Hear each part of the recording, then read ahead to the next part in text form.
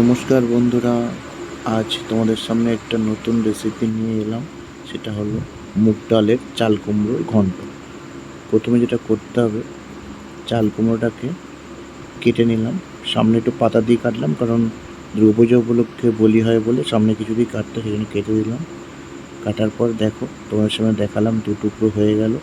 এবার দু টুকরো হওয়ার পর যেটা করতে হবে, এটাকে কাটতে হবে। বটি দিয়ে বড় বড় সাইজে কেটে তারপরে ছোটো ছোটো কুচি কুচি করে কুচো কুচো করতে হবে। খোসাগুলো ছাড়িয়ে নিলাম।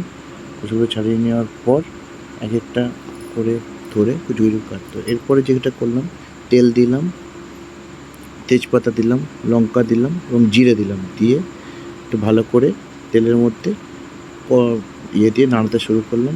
খুন্তি দিয়ে নাড়াবো, ভালো করে নাড়িয়ে একটুখানি গরম গরম করবো, একটু পোড়ানো পোড়ানো করবো। এর মধ্যে তারপরে মুগ ডালটা দিয়ে দিলাম।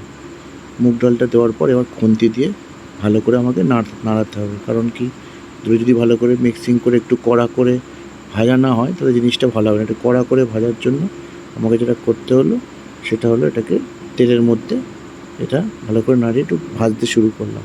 একটু করে যদি ভালো করে কড়া করে ভাজা হয়ে যাবে, ভাজতে হবে। দেখি কতক্ষণ পর্যন্ত কড়া পর্যন্ত না ভাজার মতো হলে, কড়া করে যতক্ষণ ভাজা হচ্ছে, এবার দেখুন কড়া করে ভাজা হয়ে গেলে এর মধ্যে আমি এবার চাল কুমড়োটা দিয়ে দিলাম।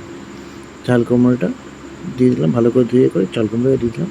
এবার চাল কুমড়োটাকে যেটা করতে হবে, সেটা হলো খুন্তি দিয়ে এবার ভালো করে ওই মশলার সঙ্গে মিক্সিং করতে হবে। যে মশলাটা করলাম সেই মশলার সঙ্গে ভালো করে মিক্সিং করতে হবে।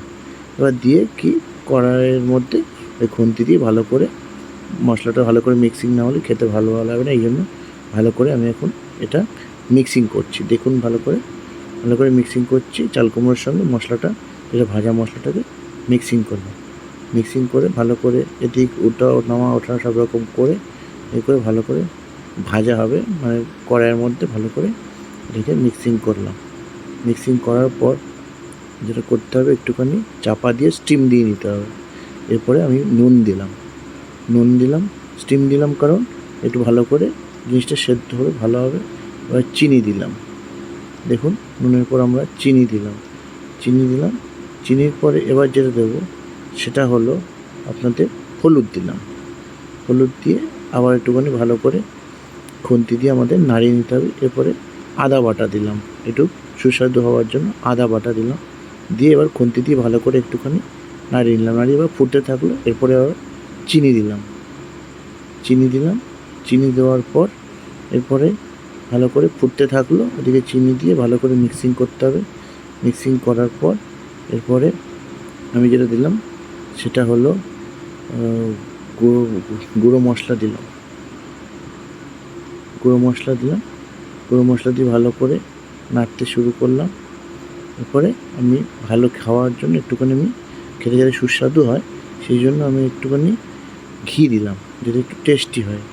দিয়ে ভালো করে ঘিটাকে দেওয়ার পর ভালো করে মিক্সিং করে ভালো করে একটুখানি স্টিম দিতে হবে। দিয়ে দেখুন আমার কিন্তু রেডি। কেমন হয়েছে একটু কমেন্ট করে